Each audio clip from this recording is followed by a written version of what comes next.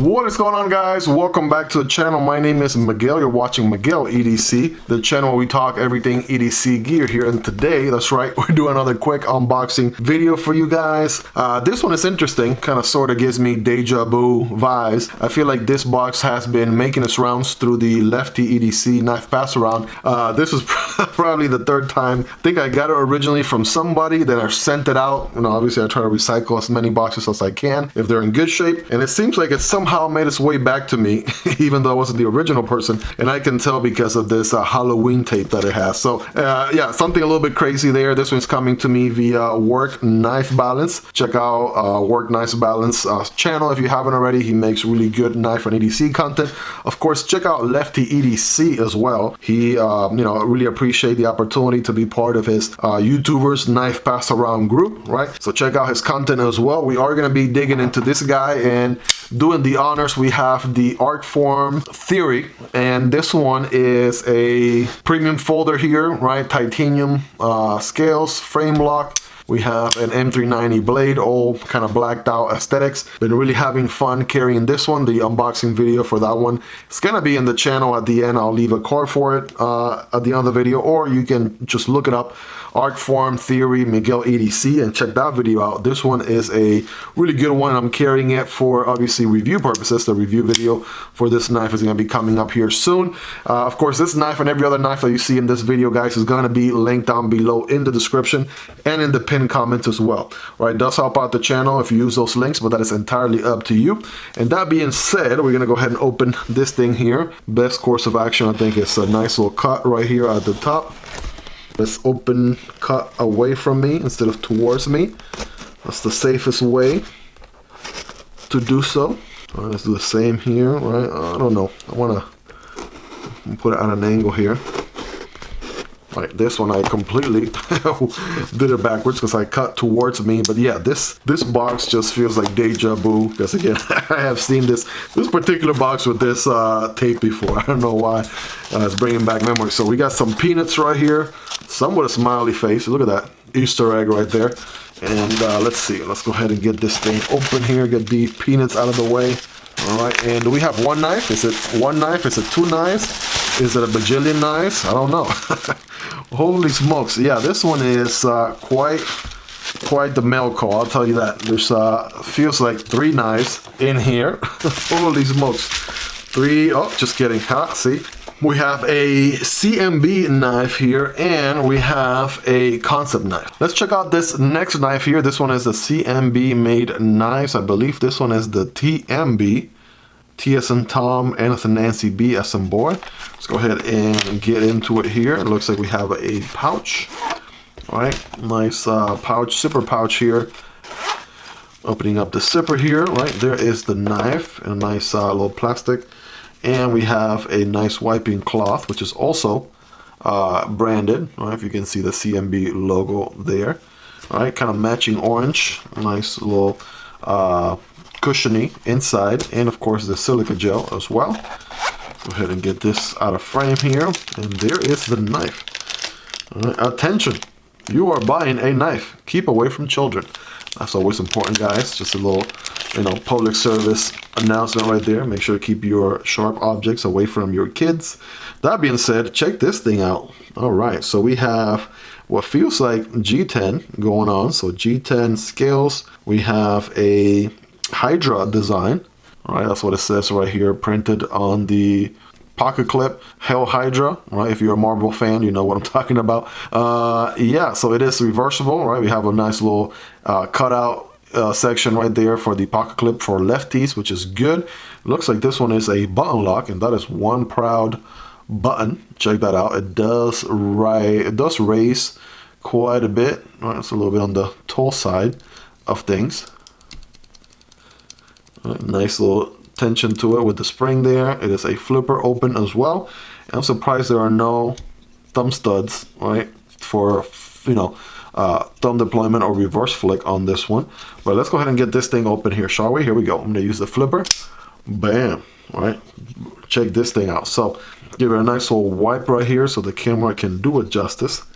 And take a look at this thing. We have the designer's logo right there on one side, and the CMB on the other side, and that is about it, right? Let's check out the, it is a plunge lock button lock, right? All right, that feels really good on the open and close. All right, nice smooth action. Of course, we have ball bearings on this one.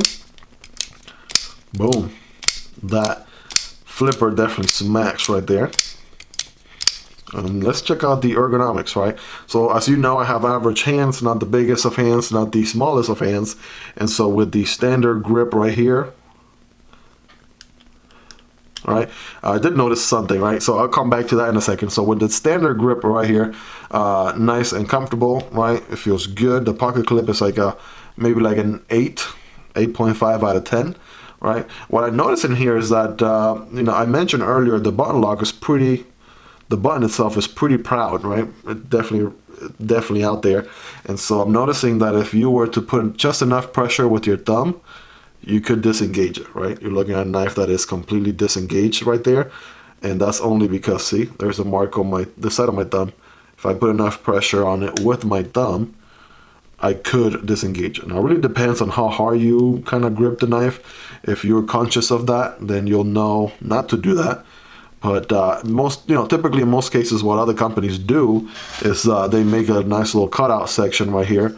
Right? If you kind of compare it next to the CJRB Pyrite, you'll notice that the button doesn't stick out nearly as much. Right? It's also in a nice little concaved area, if you will, so that also helps mitigate some of that button being way out there.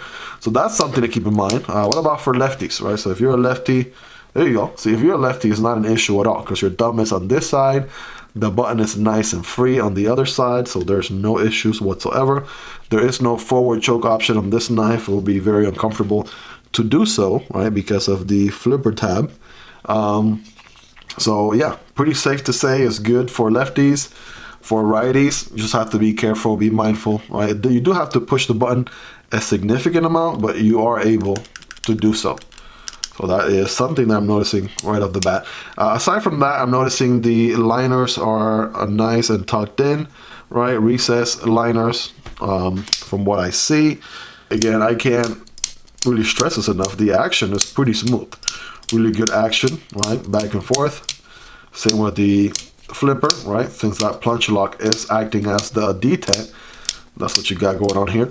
I noticed the pattern right there on the G10, so that's pretty neat. Kind of gives the knife some personality. Check that out as compared to having just some plain run-of-the-mill standard G10 with nothing unique or special to it, right? This one definitely gives it nice personality. You guys know me, I'm a sucker for patterns on the handles, and this one certainly does it for me. Scratches that itch, right? Would have been nice to have maybe a filler tab right here, perhaps similar to how Vosteed does it. Here's the Raccoon for comparison. See, there's a filler tab right there with some countersunk screws, so it's nice and flush right there, so you don't have that sort of not only the holes for the screws are exposed, but something to fill that sort of rectangular area would have been nice. But again, this is just a quick first observations video. You have a G10 backspacer, so it sort of matches the whole blacked out aesthetics going on with this knife. And something else that I noticed too is the plunge grind, for some reason, goes all the way to up here, right? See where my fingernail is? That is where the plunge grind ends. So you would think, maybe pushing it to back here, right? That would have been nice, but for some reason, it's all the way there. So at some point, you are going to develop a smile when you sharpen this knife. I did notice it has the number 106 printed right here on the flipper tab, and I'm not sure if that's a limited run based on the production. Could be 14C28N. There we go. 14C28N is the steel we're working with on this one. Pretty good flat grind. This thing is going to be slicey through and through. We're going to be doing a very scientific paper and cardboard cutting test here towards the end in just a moment. And check out the alignment right there. I don't know about you guys, but with my naked eye here, it looks pretty smack in the middle. No doubt about that. That backspacer works as you're laying your solution. It does have some little bit of design here to work as a crown, maybe for additional grip, additional sort of jimping, if you would. So let's do some size comparisons on this one. I want to say it is definitely on the small size, maybe pushing into the medium category. So I want to compare it to the Kansept Loki, another one that we just unboxed. Yeah, the Loki is just a tad bit shorter, so perhaps the CMB TNB could be in that medium category. Here's a knife that we used to unbox this knife, and that is the Arcform Theory. Obviously, that is a large knife. Okay, so definitely the TNB is in that medium category, right? Small, medium, if you would, depending on you know how big your hands are. Let's do the typical knives in the channel. There is your Spyderco PM2. Here's your Para 3, right? So definitely shorter than the Para 3, as you can clearly see there, by maybe like half an inch, all right, quarter inch on each end, something like that, more or less. Here's the Demko AD 20.5. For reference, it's gonna be a little bit bigger. The smaller brother, which is the Shark Cub, actually pretty comparable, right? Pretty comparable to the Shark Cub right there. You guys be the judge, right? Pretty similar length. Here's the Civivi Sentinel Strike. That's going to be a much larger knife. And the Civivi Vision FG. Both of these are pretty popular knives from last year. Check them out. Reviews are available for these knives if you want to check them out as well. And speaking of popular knives, there is that Vosteed Raccoon crossbar lock, and with also a button lock is the CJRB Pyrite. So check them out right there. Of course, the TNB from CMB. That kind of rhymes. It's going to be a little bit shorter than both of those. And again, the idea here is just to give you a ballpark. So if you own any of these other knives, then you sort of have an understanding where this knife lands. All right, let's go ahead and take care of that scientific cutting test that we were talking about. Let's start with some paper. And yes, this thing is sharp. Absolutely no doubt about that. All right, take a look. So some good swirls going on there. Boom. Bam. Yeah, so you have a little bit of a drop point. Definitely got some belly to it. It is a flat grind, if I didn't already mention that. And as long as you get a good first initial bite, this thing is certainly going to slice. There's no doubt about that. So we know it can cut paper, right? What about some cardboard? I have some everyday cardboard right here, diaper box cardboard, single wall, nothing too crazy, right? Remember, when cutting cardboard, don't cut perpendicular, but rather at an angle. And it's gonna look something like this. I'm gonna do it sort of in a slow motion, so you can sort of see how it works its way through the material.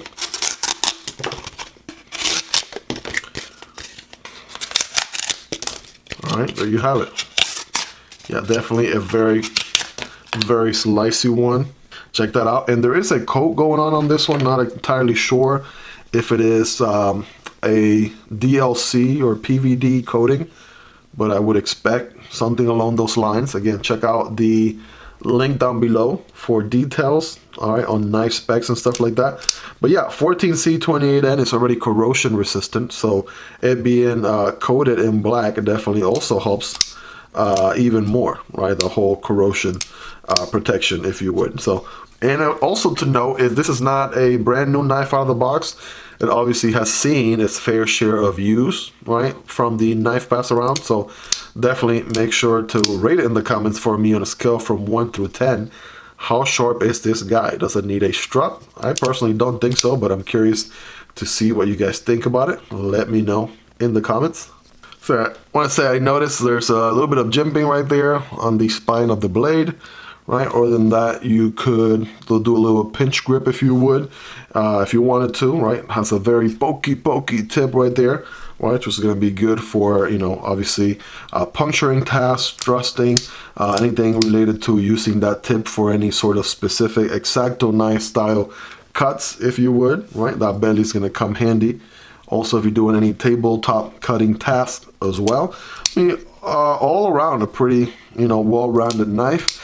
This was going to be very interesting. You guys know the drill by now. I'm going to carry this knife for some time. I'll come back to you with a comprehensive review on this one, sharing with you everything you need to know, the good, the bad, the ugly. And that review video will be dropping here within a few weeks. If you aren't yet subscribed, this will be a perfect time to subscribe to the channel. That way you won't miss a single video dropping here if you like knife and ADC content like this. I upload videos on a daily basis. I promise you'll be worth coming back for more. If you haven't already smashed the like button, this would also be appreciated. It does help the video reach a larger audience, helps the channel grow. And if you want to support the channel a step further, there is a link for Patreon down below, or you can simply support the channel right here on YouTube by becoming a channel member. You'll get access to exclusive perks. With that in mind, guys, this knife is going to be linked down below, just like every other knife that you saw in this video. Again, I'm not entirely sure on price or availability, so I'll try to link as many websites as I possibly can where this knife is available for you guys to take a look at, as well as any other knife. If you do end up purchasing a knife through those links, it does help out the channel at zero extra cost to you, but of course that is entirely up to you. It will be greatly appreciated. That being said, guys, if you made it to the very end, you guys are the real MVPs. I appreciate each and every single one of you. Check out the unboxing on the Arcform Theory. This is the knife that we use to unbox this knife. So another premium, all right, M390 titanium premium knife here, all murdered out aesthetics as well, with some higher end materials. I'll put a link for that video right here so you guys can check it out next. Guys, take care. I appreciate and love every single one of you. Appreciate everything you do, checking out the videos, commenting, liking, subscribing. Hope you guys have a wonderful rest of your day, and I'll catch you guys on the next one. Peace.